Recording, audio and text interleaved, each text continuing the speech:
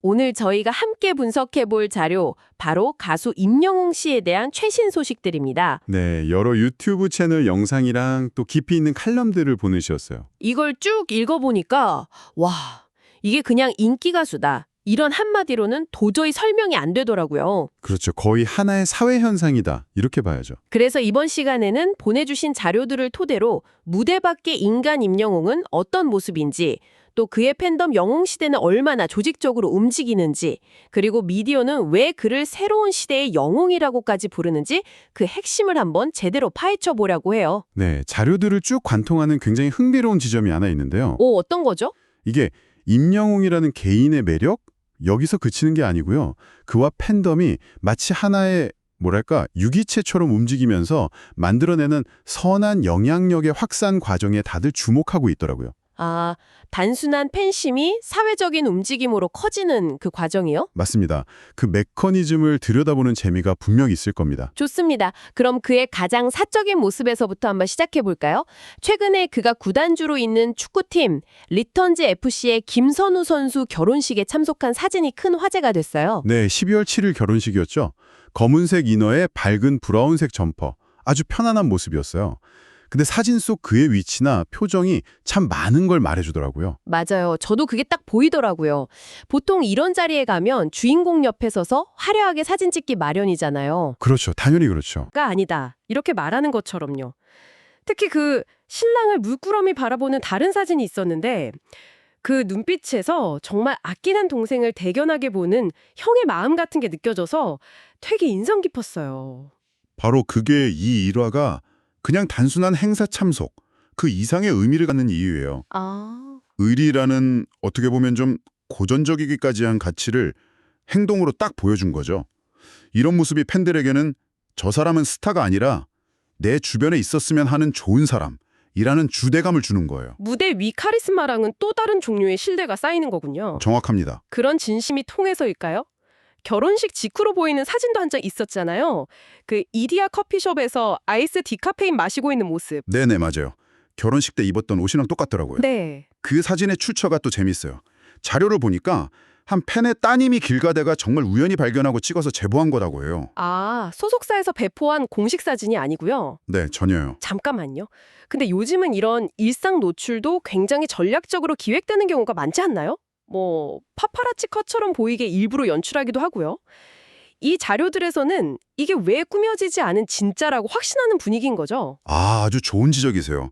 바로 그 지점에서 그의 진정성 이미지가 어떻게 만들어지는지가 드러나요. 오, 만약 이게 기획된 거라면 뭐랄까 좀 더 비싼 브랜드 카페에서 더 멋진 구도로 찍힌 사진이 나왔겠죠.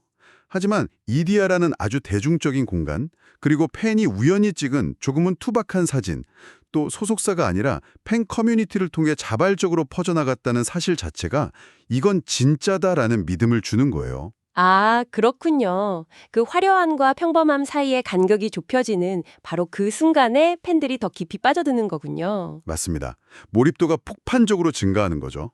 그 팬덤 이야기가 바로 다음 자료들의 핵심이죠. 영웅시대가 보여주는 움직임은 정말 놀라울 정도더라고요. 최근 멜론 뮤직 어워드, MMA 투표에서 엄청난 역전극이 벌어지고 있다고요? 네, 그야말로 드라마틱한 상황이에요.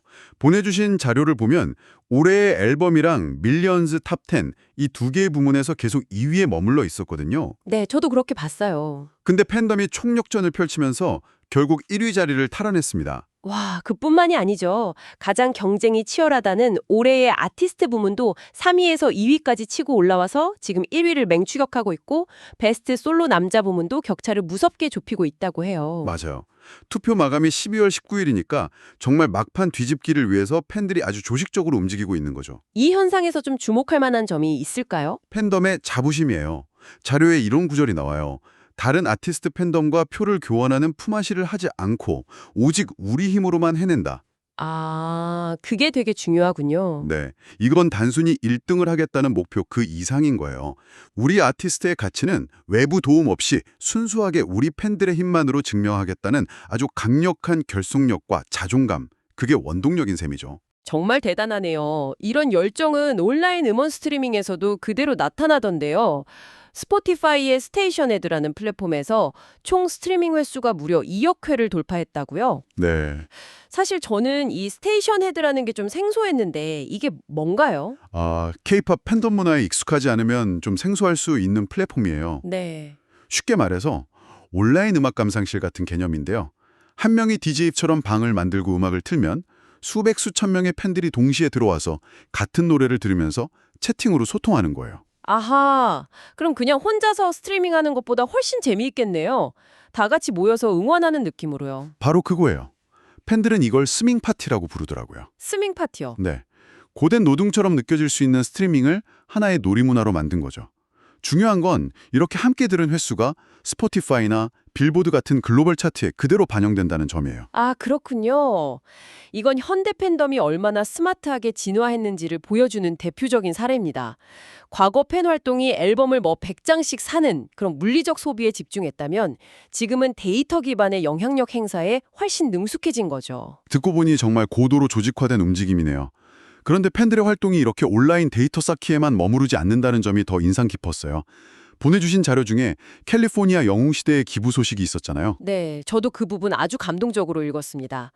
임영웅 씨 반려견 이름이 10월이잖아요. 네. 11월 7일이 10월이 생일이었대요. 그걸 기념하기 위해서 미국 캘리포니아에 계신 팬분들이 국경 없는 수의사회라는 단체에 355만 원을 기부한 거죠. 스타 생일 챙기는 건 많이 봤지만 반려견 생일을 기념해서 기부를 한다는 건 정말 신선했어요.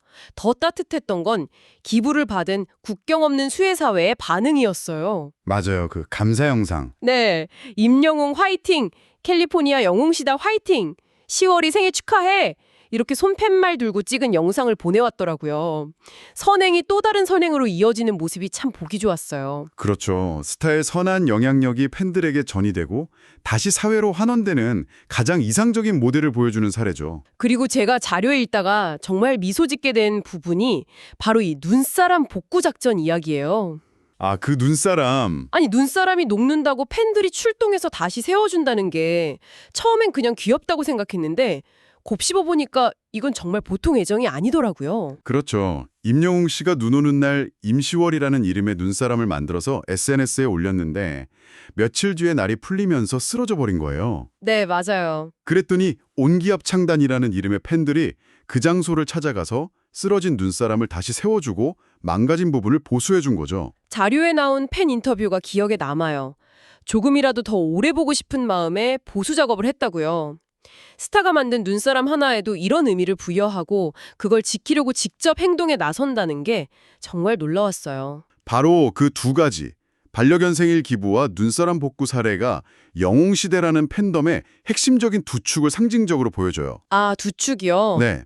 하나는 스타의 뜻을 이어서 사회에 기여하는 외적인 선행, 그리고 다른 하나는 스타와 관련된 아주 사소한 것까지 아끼고 보살피려는 내적인 애정이죠. 파트너십이라는 표현이 떠오르네요. 보통은 팬이 스타를 일방적으로 지지하고 동경하는 그림인데 이 사례들을 보면 팬들이 오히려 스타의 선한 영향력이라는 브랜드를 함께 만들고 지켜나가는 동반자처럼 보여요. 정확히 보셨어요. 이게 다른 팬덤과 구별되는 가장 큰 차이점일까요? 네. 스타와 팬의 관계가 수직적인 관계를 넘어서 같은 가치를 공유하고 함께 성장하는 수평적인 파트너십으로 진화했음을 시사하는 아주 중요한 대목입니다. 팬들은 더 이상 수동적인 소비자가 아닌 거죠. 그렇군요. 한 사람의 진심이 팬덤 전체를 움직이고 그 움직임이 다시 사회를 바꾸는 이런 현상에 대해 미디어는 어떻게 분석하고 있을까요? 네. 그 부분도 아주 흥미로운데요. 보내주신 자료 중에 김경희 기자의 임영웅, 신영웅전, 용기와 겸손이 초능력이다라는 칼럼이 굉장히 날카롭더라고요. 네. 아주 흥미로운 시각이었어요. 이 칼럼은 영웅의 개념 자체가 시대에 따라 변했다고 주장해요. 과거 1970년대에 소머즈나 600만 불의 사나이 같은 영웅들은 우리에게 없는 초능력으로 위기를 해결했잖아요. 그렇죠. 괴력이 있거나. 네. 그런데 21세기가 요구하는 영웅은 그런 비현실적인 능력을 가진 존재가 아니라는 거죠. 그럼 이 시대가 원하는 영웅은 어떤 모습이라는 건가요? 바로 선한 영향력과 이웃을 향한 책임감을 가진 사람. 그리고 임영웅 씨가 바로 그 새로운 영웅, 신영웅의 전형적인 모델이라는 게 칼럼의 핵심이에요. 첫 번째가 바로 제설작전이었어요. 맞아요. 내 집 앞 눈을 내가 치웁시다라는 말과 함께 자기 집 앞에서 묵묵히 눈 치우는 영상을 SNS에 올렸었죠. 이건 그냥 눈을 치우는 행위 이상의 의미가 있어요. 어떤 의미죠? 지극히 사적인 공간에서 누구도 시키지 않았는데 공동체의 안전을 위해 행동하는 모습을 보여줌으로써 책임감 있는 시민의 모습을 각인시킨 거예요. 두 번째 사례는 훨씬 더 극적이었죠. 2021년 1월에 있었던 교통사고 구조 사건이요. 네, 올림픽대로에서 끔찍한 교통사고 현장을 목격하고 망설임 없이 차를 세운 뒤에 의식을 잃은 운전자를 직접 차에서 꺼내서 심폐소생술까지 했다고요. 당시 그 자리에 있던 다른 시민들의 제보로 나중에 알려진 사실이죠. 네, 더 놀라운 건 그 이후의 태도였어요. 이 일이 알려지면서 찬사가 쏟아지니까 그는 당연히 해야 할 일을 했을 뿐이라며 몸을 낮췄어요. 아, 이제 알겠네요. 그 두 사건이 바로 신영웅의 핵심 덕목이라는 용기와 겸손을 정확하게 보여주는군요. 그렇습니다. 그리고 하나 더. 일관성이 중요해요. 교통사고 현장에서의 용기는 특별한 상황에서 나온 거지만 제설 작업 같은 일상의 책임감 있는 모습과 결합되면서 사람들에게 아, 저 사람은 원래 저런 사람이구나 하는 깊은 신뢰를 주는 거죠. 그 신뢰가 팬덤의 기부와 봉사활동으로 이어진 거고요. 네, 칼럼은 바로 그렇게 분석하고 있습니다. 아티스트가 먼저 보여주니 팬들이 따라하는 거죠. 또 다른 기사에서는 그를 펄스트 펭귄에 비유하기도 했어요. 이건 또 어떤 의미인가요? 펄스트 펭귄이라니 좀 생소한 비유인데요. 강일홍 국장의 칼럼에 나온 비유죠. 펄스트 펭귄은 포식자가 있을지 모르는 바다에 무리의 생존을 위해 가장 먼저 뛰어드는 용감한 펭귄을 뜻하는 말이에요. 아, 경제학에서 쓰는 용어죠. 구절을 비유할 때 쓰이죠. 그럼 임영웅 씨가 K-팝 시장의 불확실한 바다에 가장 먼저 뛰어들었다 이런 의미로 해석하면 될까요? 정확합니다. K-팝 산업은 사실 성공 공식이 아주 확고하잖아요. 거대 기획사의 자본력, 체계적인 연습생 시스템, 대규모 앨범 발매와 방송 활동 같은 것들이요. 네, 그쵸. 그런데 임영웅 씨의 성공 방식은 이 공식과 전혀 달랐다는 거예요. 팬덤과의 직접적인 소통 그리고 유튜브 같은 디지털 컨텐츠를 기반으로 자신만의 독자적인 생태계를 구축했다는 거죠. 칼럼에서 가장 인상적이었던 부분이 그가 CD 같은 실물 앨범을 거의 발매하지 않고 오직 음원과 공연, 영상 콘텐츠만으로 이렇게 거대한 시장을 만들어냈다는 점이었어요. 이건 기존 K-팝 산업 관계자들에게는 꽤 큰 충격이었을 것 같아요. 바로 그 지점이 퍼스트 펭귄 비유의 핵심입니다.